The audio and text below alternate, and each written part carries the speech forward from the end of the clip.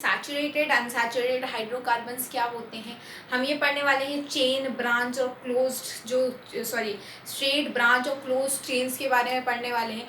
Homologous series क्या होती है इसके बारे में थोड़ा सा जानेंगे हम, और साथ ही साथ हम आईयूपीएसी पढ़ेंगे। आईयूपीएसी थोड़ा बड़ा टॉपिक है, उसको भी हम आज कवर अप करेंगे। होमोलोगस सीरीज नेक्स्ट वीडियो में कर लेंगे, वो कोई दिक्कत नहीं है, लेकिन हाँ बाकी चीज़ें जो आईयूपीएसी में काम आने वाली है वो ज़रूर कर लेंगे।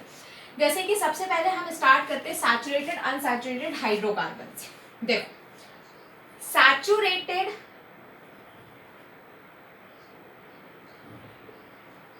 हाइड्रोकार्बन की अगर मैं बात करूं, सैचुरेटेड मतलब ये स्टेबल होता है, ठीक है। S for saturated, S for stable.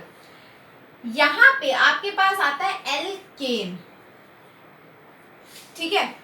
आप ऐसा समझ लो, सैचुरेटेड का मतलब आप, मैं ऐसे समझाऊं अगर सिंपल भाषा में आपको, तो जितनी कार्बन को रिक्वायरमेंट होती है ना, मतलब जैसे कार्बन सिंगल बॉन्ड इसमें बना, इसमें सिंगल ही बॉन्ड आता है, ठीक है, और कार्बन को जितनी रिक्वायरमेंट होती है उतने हाइड्रोजन होते हैं उसमें, इसलिए सिंगल बॉन्ड बन रहा है।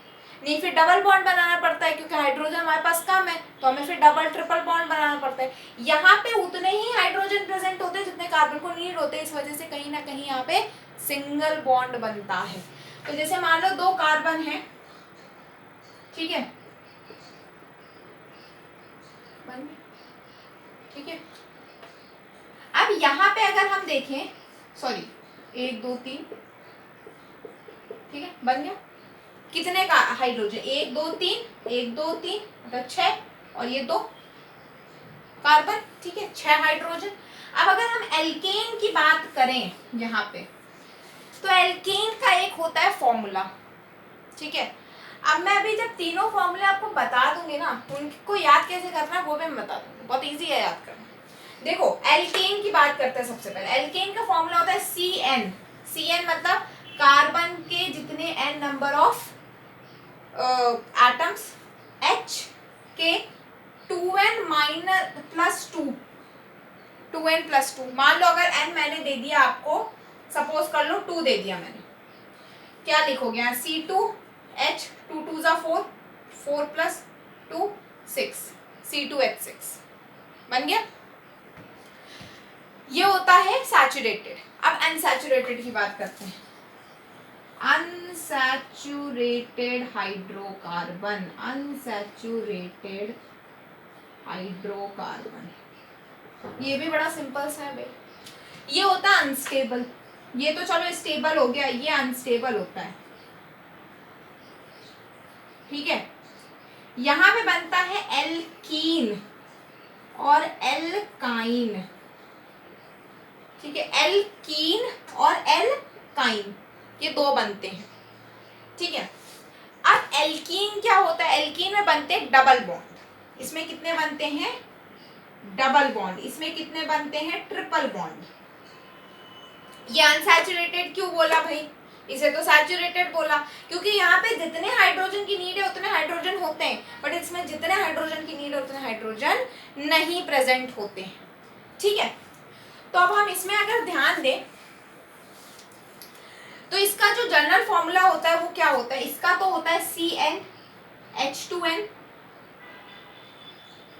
अगेन 2 का एग्जाम्पल लेके यहाँ लिख सकते हो, इसका होता है CH2n -2, ठीक है। वही एग्जाम्पल लिख के एक बार बना सकते हो एग्जाम्पल, चलो मैं लिख देती हूँ, C2H4, ये हो जाएगा C2H, 2 2 जा 4, 4 प्लस 2 2, C2H2। अब देखो अगर मैं इसकी बात करूं तो इनके जनरल फॉर्मूले कैसे याद रखोगे, देखो एक इन दोनों का फॉर्मूला सेम है, एल्कीन और एल्काइन का फॉर्मूला सेम है, बस यहाँ प्लस है यहाँ माइनस है। ये बहुत ज्यादा कंफ्यूजन करता है कि प्लस रखें कि माइनस रखें। देखो अगर तुमने माइनस रखा, एक सिचुएशन है कि अगर तुमने मान लो माइनस रख दिया, तो माइनस रखने पे क्या होगा कि एक हाइड्रोजन कम हो जाएगा, ये 2 हाइड्रोजन या 3 हाइड्रोजन कम हो जाएंगे। अब हाइड्रोजन कम थोड़ा ना करने हैं हमें, जितने हमें नीड है, अगर उससे कम ही हो जाएंगे तो फिर क्या फायदा, फिर तो वो अनसैचुरेटेड हो गया ना। तो इसलिए जहाँ माइनस होगा वहाँ आएगा एल्काइन, और जहाँ प्लस होगा वहाँ आएगा एल्केन। इसका बहुत सिंपल है, डबल कर दे दो। इसका तो बहुत ही सिंपल, ऐसे याद रखो कि भाई डबल बॉन्ड है, डबल कर देना है बस। कार्बन के जितने एटम हैं उसका डबल हाइड्रोजन के एटम बनेंगे, वो हो जाएगा हमारा एल्कीन। ठीक है, ये तो याद हो गया।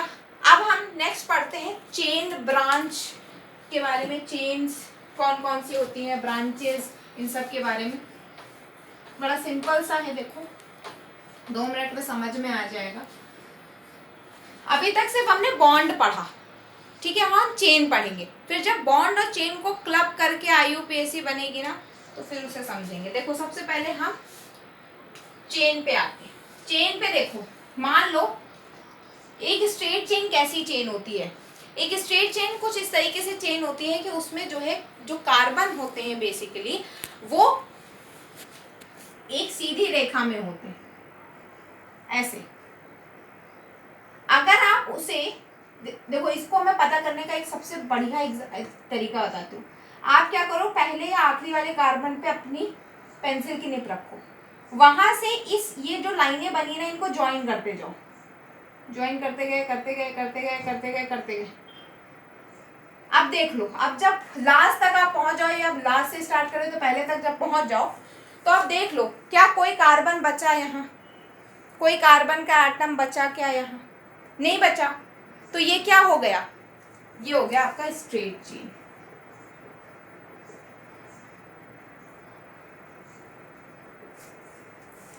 अब ब्रांच कैसे पता करें, इसी तरह पता करेंगे। देखो मान लो मैंने ऐसे बना दिया है, अब तुम्हारी जिधर से मर्जी पड़े तुम उधर से करो, ये ब्रांच ही आएगा। देखो अब मान लो तुम्हारी जिधर से मर्जी पड़े तुम उधर से पेंसिल रख के स्टार्ट करो। जैसे मान लो मेरी मर्जी पड़ी, मैंने यहाँ से स्टार्ट कर दिया। अब मैंने क्या किया, इसको ऐसे ज्वाइन कर दिया, ब्रांच आ रही है। ऐसे ज्वाइन कर दोगे फिर भी ब्रांच आएगी, ब्रांच तो आ रही है ना, कार्बन तो बच रहे हैं ना। आपने ओवरलैपिंग नहीं करनी है, ये नहीं है कि इधर से ऐसे फिर ओवरलैपिंग यहाँ से जोड़ दिया, नहीं, इधर नहीं, वो पूरी स्ट्रेट ऐसी चलनी चाहिए, इधर नहीं जानी चाहिए, इधर जाने के बाद। ठीक है, तो ये क्या हो गया, ये कौन सी चेन हो गई, ब्रांच चेन। एक लास्ट आती है क्लोज चेन। क्लोज चेन में सही बोलूँ ना, इतना यूज नहीं आती, बस थोड़ा बहुत पता होना चाहिए। जैसे मान लो क्लोज चेन हमेशा 3 ही कार्बन से बनती है। 3 कार्बन मिनिमम, आपको पहले तो 3 कार्बन चाहिए होते हैं, मैक्सिमम कितने भी हो 3 कार्बन आपको मिनिमम चाहिए होते हैं। अब मैं क्लोज चेन को पता करने का बहुत सिंपल सा तरीका मैं बताती हूँ। मैथ्स पढ़ते हो, मैथ्स में pentagon, hexagon, decagon, nonagon, triangle, quadrilateral, ये सारी चीज़ें पढ़ते हो। ये सारे क्या हैं, शेप्स हैं।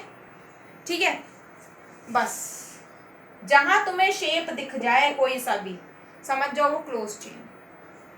नहीं समझे, देखो जैसे मान लो 3 कार्बन से स्टार्ट करते हैं।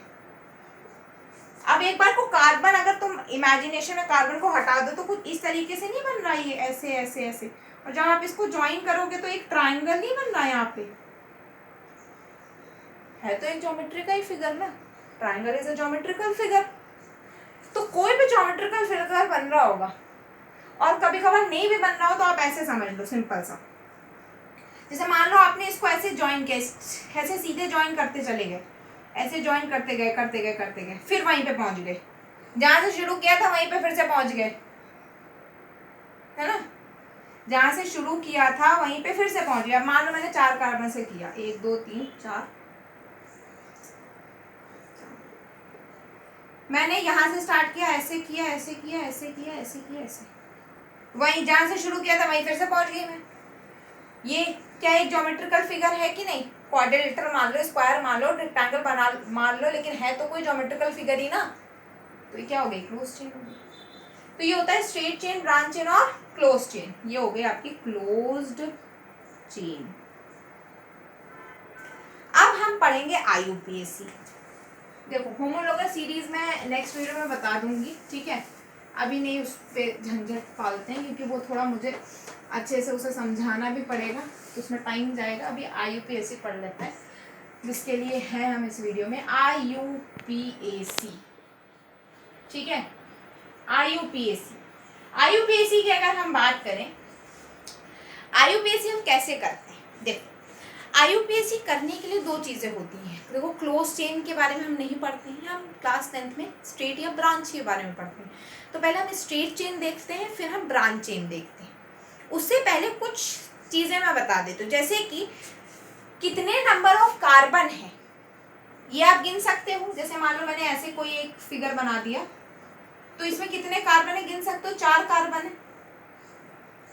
IUPAC नेमिंग कर रहे हो यार, 4 थोड़ा ना लिख के आओगे, 4 कार्बन है इसमें, क्या लिख के आओगे इसमें, क्या लिख के आओगे इसमें, आप इसको लिख के आओगे ब्यूट, क्या लिख के आओगे ब्यूट। तो ये मैं अभी आपको लिखा देती हूँ कि किसको क्या बोलते हैं। जैसे 3 कार्बन है तो उसमें क्या लिखोगे, 4 कार्बन है तो उसमें क्या लिखोगे, ठीक है, अभी समझ में आएगा धीरे धीरे।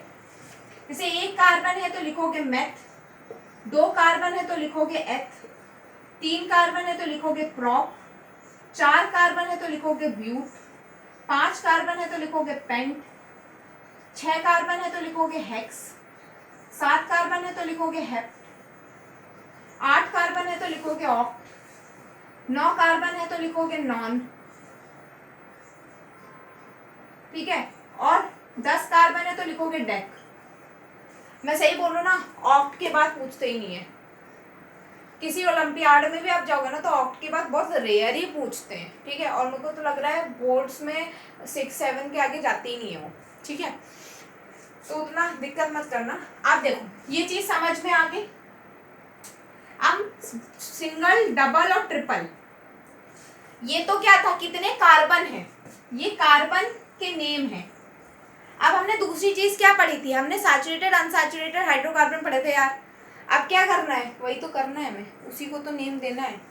सिंगल बॉन्ड है तो एन लगाओगे, डबल बॉन्ड है तो इन लगाओगे, ट्रिपल बॉन्ड है तो आइन लगाओगे, ठीक है, आइन लगाएंगे। चेन तो अभी पढ़नी है। देखो मैंने 3 चीजें बताई आपको, कार्बन के बारे में बताया मैंने, चेन्स के बारे में बताया हमने, अनसैचुरेटेड सैचुरेटेड के बारे में बताया। सैचुरेटेड अनसैचुरेटेड यहाँ आ गया, कार्बन कितने हैं ये यहाँ आ गया, और स्टेट और ब्रांच अभी हम देखेंगे उसी के बेसिस पे। तो ये 2 चीजें आप चाहो तो नोट डाउन कर लो, ठीक है, क्योंकि ये काम में आएगा, ठीक है। अब हम इस स्टेट चेन से स्टार्ट करते हैं।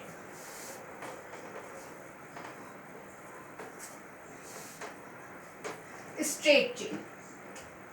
अब मैं एक एग्जाम्पल लेती हूँ, एग्जाम्पल नंबर 1, क्योंकि यहाँ सब एग्जाम्पल पे ही चलेगा। एग्जाम्पल नंबर 1, मेरे पास मान लो मैंने ऐसा कुछ दे दिया आपको, 1 2 3 4 5 6 7 8, ठीक। अब यहाँ पे आप देख के बता सकते हो कि इसमें कितने कार्बन है। पहले तो ये बताओ कितने कार्बन है, 3 कार्बन है। कार्बन कितने हैं, 3 है। अब यहाँ पे एन है, इन है या आइन है, एन है, ठीक है। अब ये 2 चीजें हमें पता चल गई। 3 को बोलते क्या है, प्रॉप बोलते हैं, ये भी पता चल गया। इनिशियल लेवल पे चाहो तो ऐसे कर लो, कोई दिक्कत नहीं है, ठीक है। प्रॉप बोलते हैं, इसे एन बोलते हैं, ठीक है। अब इसे आप लिखोगे कैसे, कुछ तो रूल होगा ना लिखने का। हम पहले लिखते हैं पैरेंट चेन, पैरेंट चेन। फिर हम लिखते हैं ये मैं इसको सैचुरेटेड या अनसैचुरेटेड हाइड्रोकार्बन ऐसे करके लिख देती हूँ, ठीक है, समझ जाना अपने हिसाब से, ठीक है, ये कहीं पूछ नहीं रहा तुमसे, ठीक है, समझ जाना अपने हिसाब से। पैरेंट चेन क्या है, ये, और ये क्या है, ये। तो पहले पैरेंट चेन लिखनी है तो प्रॉप लिखेंगे, फिर ये लिखना है तो ए लिख देंगे, हो गया, हो गई आपकी IUPAC, सिंपल था। एक और करते हैं, ठीक है, इसी तरीका का एक और करते हैं। अब मैं ना सब इसको हटा दे रही हूँ, ये सारा कुछ हटा दे रही हूँ, खुद से दिमाग लगाएंगे और करेंगे इस क्वेश्चन। दूसरे 1 2 3 4 5 6, 1 2 3,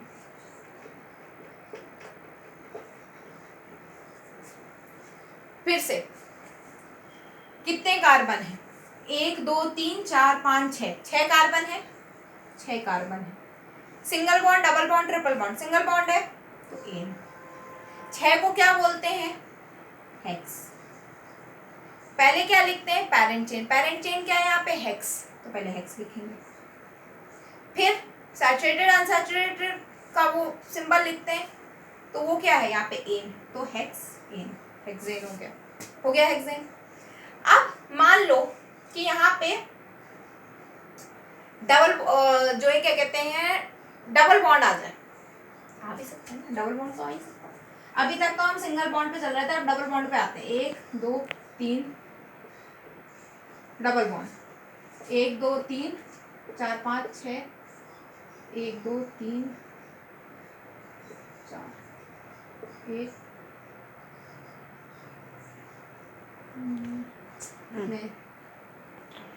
देखो अब यहाँ पे मैंने डबल बॉन्ड बनाया है, इसको देख लेना। देखो 4 कार्बन है, मैं एक बार जनरल फॉर्मूला भी आपको बता देती हूँ। 4 कार्बन है तो N कितना है 4 है। अब बताओ एल्कीन का क्या जनरल फॉर्मूला होता है, CnH2n।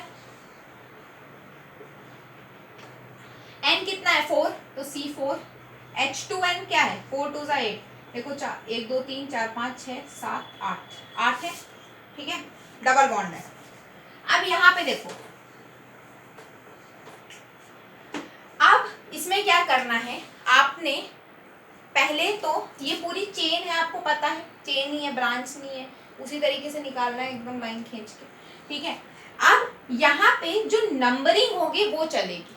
नंबरिंग क्या होती है, देखो जब हम ब्रांच वाला देखते हैं ना तो हमें ये भी नोट डाउन करना होता है IUPAC नेमिंग में कि कहाँ पे ब्रांच है, तो हमें अब ये भी नोट डाउन करना पड़ता है कि कहाँ पे डबल बॉन्ड।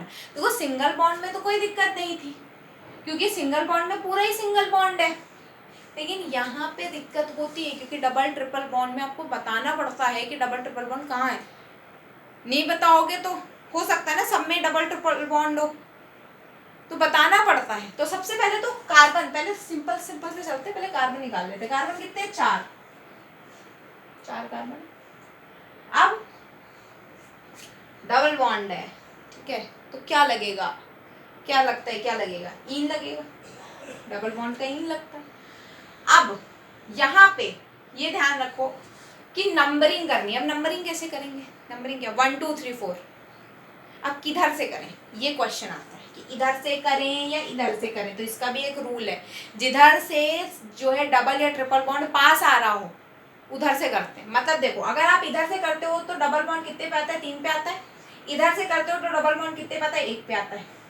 1 2 3 4 4 हो गए, कितने पे आया 1 पे आया। तो अभी इसका क्या है, देखो 4 का क्या लिखते हो ब्यूट, ब्यूट।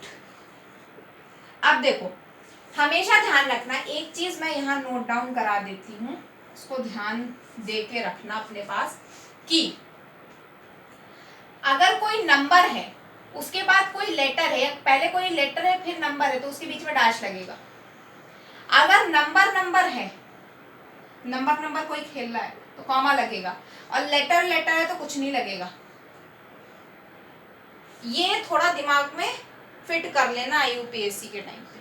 अब देखो ब्यूट है, अब आपको 1 पे ईन लगाना है, तो यहाँ डैश लगाओगे, 1 लिखोगे फिर डैश लगाओगे। क्यों यहाँ डैश क्यों लगाया, क्योंकि यहाँ लेटर है यहाँ नंबर है। फिर डैश क्यों लगाया, क्योंकि यहाँ नंबर है यहाँ पे लेटर आएगा ईन। बहुत सारी बुकों में या कह लो कि आपकी खुद की NCERT में भी लिखा होगा ब्यूटीन, ये 1 लिखा ही नहीं होगा। क्यों, क्योंकि हम 1 लिखते ही नहीं है, हम मैथ्स में भी कहाँ ही 1 लिखते हैं, नहीं लिखते ना 1। तो यहाँ ब्यूट ईन भी लिखोगे तो भी सही है, ये लिखोगे तो भी सही है, लेकिन फिर 2 आ गया तो लिखना पड़ेगा। उसमें ऐसे ब्यूट ईन लिख दोगे तो वो यही समझेगा, वो 2 नहीं समझेगा, ठीक है।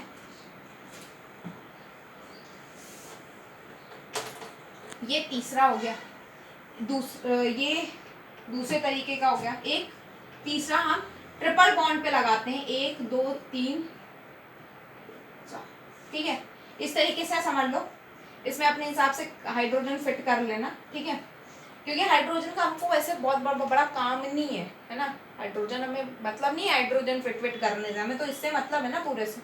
तो वो अगर नहीं भी, अगर जैसे कोई क्वेश्चन आ गया जो में हाइड्रोजन नहीं फिट है, तो ये नहीं कहते ना क्वेश्चन गलत हो गया, ये क्वेश्चन गलत नहीं है, वो इतने का मतलब है तो इतना ही देंगे, ठीक है।